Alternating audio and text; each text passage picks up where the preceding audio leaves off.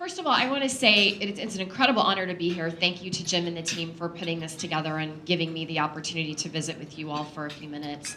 And I think it's really poignant that you mentioned Sandra Day O'Connor and being on the court. That is really why I ran for office. Back in 2014, I was approached by, at the time, the sitting state senator for the district that I lived in. And he said, I know you're interested in politics. I would text him occasionally. He became a friend, and I would text him about things I would see in the news. And he said, I think you should run for my Senate seat because I'm not going to run for re-election. And my first thought was, why?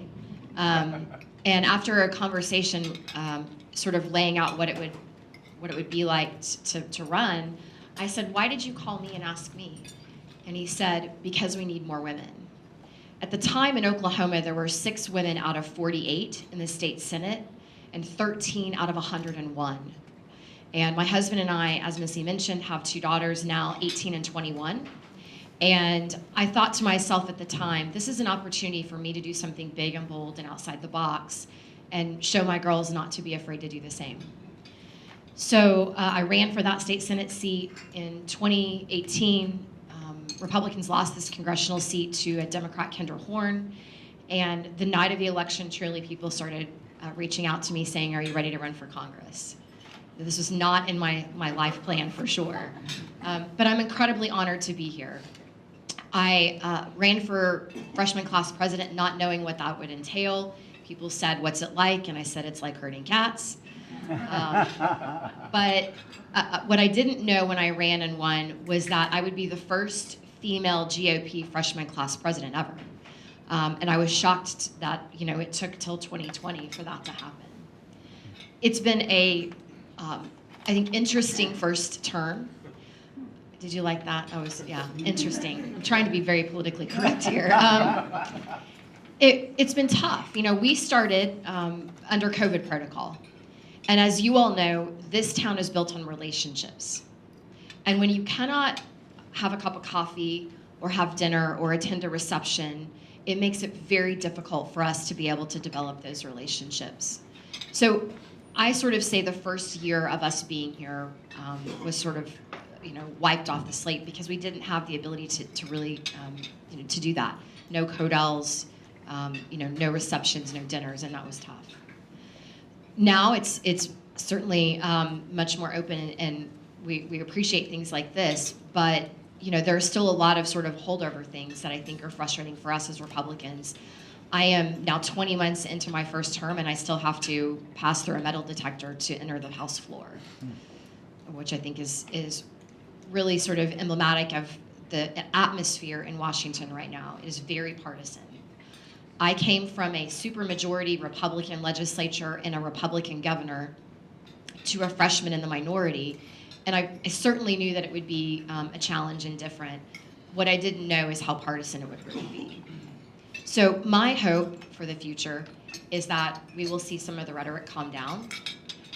There will be firebrands on both sides that want to ratchet up the heat, but I think that in front of you this morning, you have 3 members of Congress that are here to get things done, to move the country forward, to put us on the right path, whether that is in healthcare or education or business, military, defense.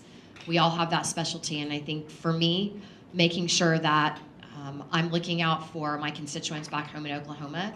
Certainly we have 5 military bases, and I sit on the Armed Services Committee, so that's been a priority for me. It may not seem like I'm close to the border, but being, being right north of Texas and having I-35 cross through the state means we have a lot of challenges with trafficking, human trafficking, drug trafficking, and those are things that are a direct result of the border. So border security is something that you will hear me talk about. And then the last thing, which is really what I ran on in 2020 and will be a real pillar for me, is energy. Oklahoma receives about 25% of our entire gross revenues from the oil and gas industry, gross production taxes, drilling taxes, permitting. So when you have an administration like the one we have now that is launching a full-on assault on the energy industry, it has a direct impact back home. And so certainly this Congress, I've filed bills on energy and permitting But next Congress, you'll see that ratchet up because I want to make sure that we protect our investments back home. And let me say this too: it doesn't mean that we're anti-renewables or environmental. It just means that you can't turn the faucet off and move directly to a different energy source. And we've seen what that's been like for some of the countries in Europe. It's been detrimental. So thank you again for the opportunity. I look forward to questions. Well, thank you very much, Mariannette Miller-Meeks from Iowa. And well, first of all, let me just say thank you, and thank you to Jim, and thank you to Missy. Thank you all for being here early on a morning. And then I just want to say it's really humbling to be here with both Stephanie and Julia. You have 3 titles. When we first got here, I said, do I call you doctor, colonel, or congresswoman? You choose. I was actually once asked that at a dental convention, so it was when I was director of public health, and they said, do you want to be doctor, senator, lieutenant colonel? And I just said, they said, what's your favorite title? And no hesitation, I said, mom. because I think raising good children is the most important thing that we do for society. But it's very humbling to be here with 2 phenomenal members of Congress who happen to be women, to come into a class with women who are there not because they're women, totally opposite of the other party, not because they check a box, but because, as Missy introduced us, they have incredible resumes, incredible life experiences, success on their own, and it's very humbling to be here with them. And as Stephanie was talking, it just totally changed the direction of my talk. And so I actually ran for Congress in 2008 against an incumbent Democrat. 2008 was not a good year. I then ran again in 2020. And you may say, why did you run? And it was interesting because I was the first woman president of the Iowa Medical Society. I was the first woman on faculty at the University of Iowa Department of Ophthalmology. It was never my goal to be first. I'm the 4th of 8 kids. I left home at 16 to put myself through med school. Neither of my parents had been college educated, but both super, super smart. Your degree does not, equate to your intelligence. So, I just wanted to be a doctor in a small town in Texas, delivering babies and fixing hernias and taking out appendixes. That's what I wanted to do. And like any 8-year-old said I would be the first woman president when we were stationed at Fort Belvoir. Like, okay, you just say that, you're never gonna do that. So running for in an elected office was not what I was set out to do. And what happened was I just got tired of coming to Congress and talking about healthcare issues, talking about ways to save money, and ways to get access, but also wanting to have a vibrant private sector in healthcare. And so my son had done in first year of college, I sent him this little blurb out in the newspaper that you can do an internship with Senator Grassley. Now, I thought my 18-year-old was going to do what all 18-year-olds do when their mother sends them something and they're independent, and that was he was just going to like blow me off and say, thanks, Mom. Instead, he goes, oh, this is really interesting. So my son ends up doing an internship with Senator Grassley. Had it been Harkin, it would have been Harkin. It was just, that was what was in the paper. I was a non-party, voter at the time, but a Republican. So he does this internship, and our daughter does tumbling. So we came for a national tumbling trampoline meet in Newport News, picked up our son in DC, and we're driving down, and he's showing these photographs of all the senators, and he's got all their autographs, and Senator McCain, and you name them, Burr and Grassley and Senator Obama, who then goes on to be president. And he's telling us how he's making money to support himself by like selling a free newspaper at the metro stations. I'm not kidding you. He was very entrepreneurial. And then he says, out of nowhere, Mom, you're really smart. You could be a senator. And then that Christmas, he gives me, okay, you're gonna know how old I am. He gives me a book with a CD on how to win office, how to win an election by a judge, okay? Not anybody running for Congress. So I, like an idiot, read the book, watch the CD, pull up all the stats from Jim Leach, who had lost to Dave Loebsack, and I supported Jim Leach. I had done things for him, had visited with him. Extraordinarily intelligent. I do not like the fact that he endorsed my opponent, but that's neither here nor there. And so I said, that Christmas after, to the family, I'm gonna run for Congress. Now, I didn't know that there was a county party. I didn't even know who the state party chair was. Matter of fact, I never contacted the state party chair of the Republican Party. I just said I was running for Congress, and off I went. I lost, no surprise. But I got 37% of the vote, and there was only 26% registered Republicans. But what's important about that is I got asked at a forum, which the other female, and I had a little thing I would say in my the first county that I approached, which was, you know, Republicans aren't uneducated, we're not intolerant, we're not racist, and it's gonna be the Republican Party that elects the first woman to Congress, to the Senate, and to the governor's office. Because at that time, in 2008, Iowa had never elected a woman to any of the higher offices. And in fact, in 2014, even though I lost repetitively, Joni Ernst became the first woman senator for the state of Iowa, a Republican. Governor Reynolds became the first woman governor of the state of Iowa, a Republican. And I strongly believe, had someone with credentials not been willing to run and run again and lose, but get right back up, I don't think that we would be where we are now with now 5 women in the highest offices in our state.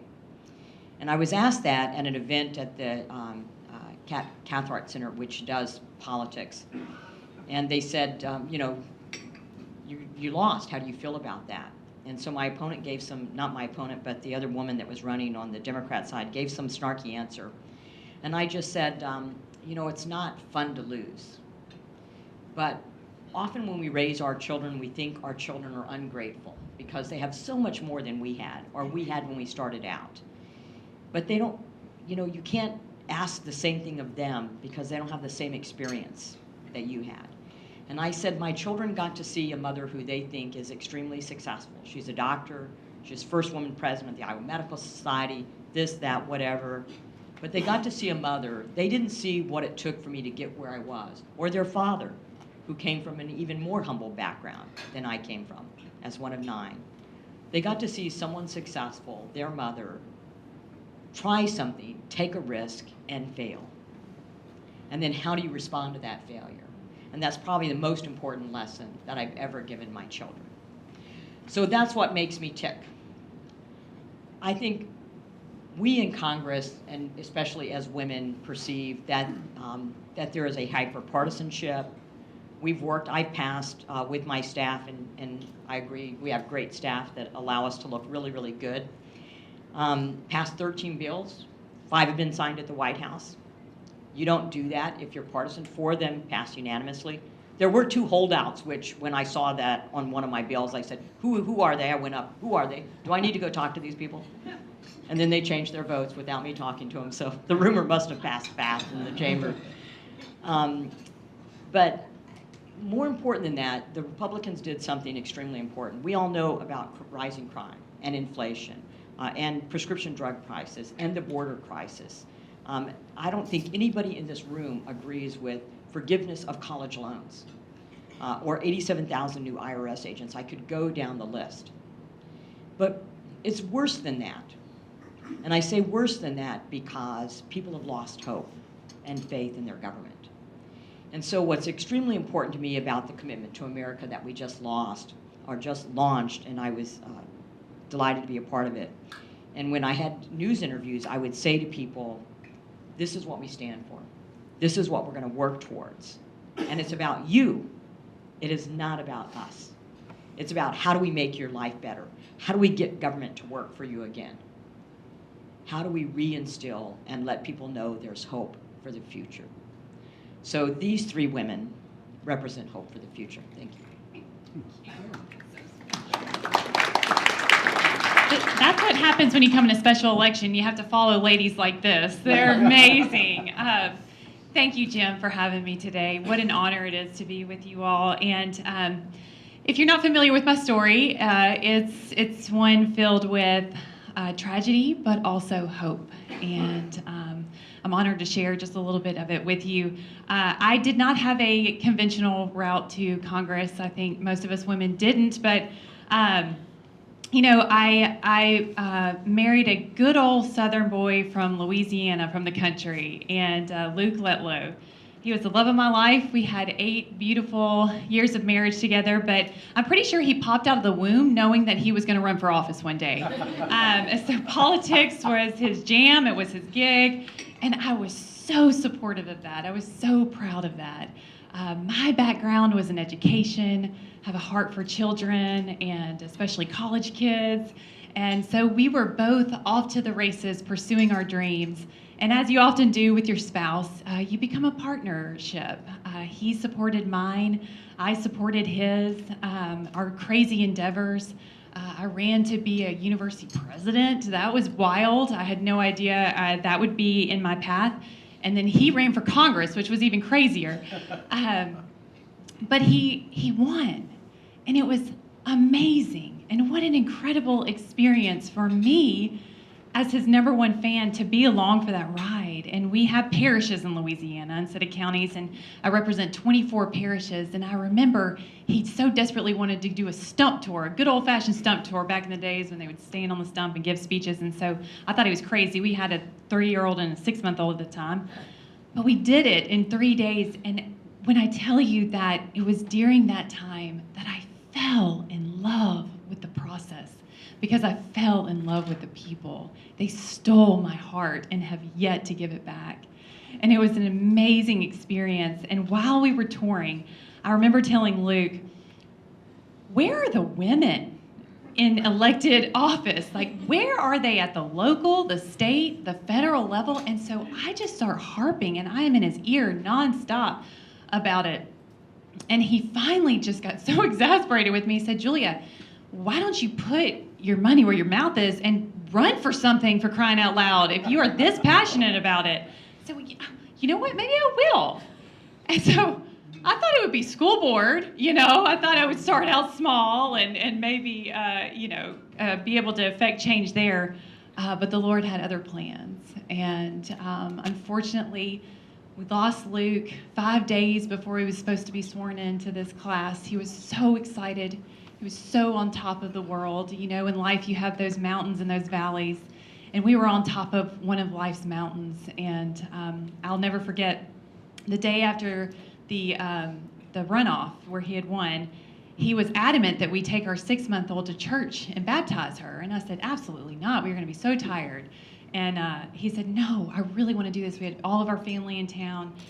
And we did it. And it was so incredibly special. And I'm so thankful he gave me that memory. But we were driving back home, and I looked at him and I said, well, gosh, babe, you just kind of killed that, knocked that out of the park, 62% of the vote. Sky's the limit. What's next? And he looked at me and he said, Julia, just astounded. First of all, and he said, if nothing else happens in my life, I am so incredibly grateful. I got to marry the love of my life. We live on family land that goes back 8 generations of my family. We have 2 beautiful children. Hear me say, if nothing else happens in my life, I'm so incredibly grateful. And that's the last memory I have with him. And I'm so thankful that he poured into me and taught me so much about what it means to serve other people, that it's not about us, it's about the people that we serve. I take so many of those lessons with me. But fast forward to a big decision that I had to make. I knew I needed, first and foremost, I had to get on my knees. I had that peace from the Lord.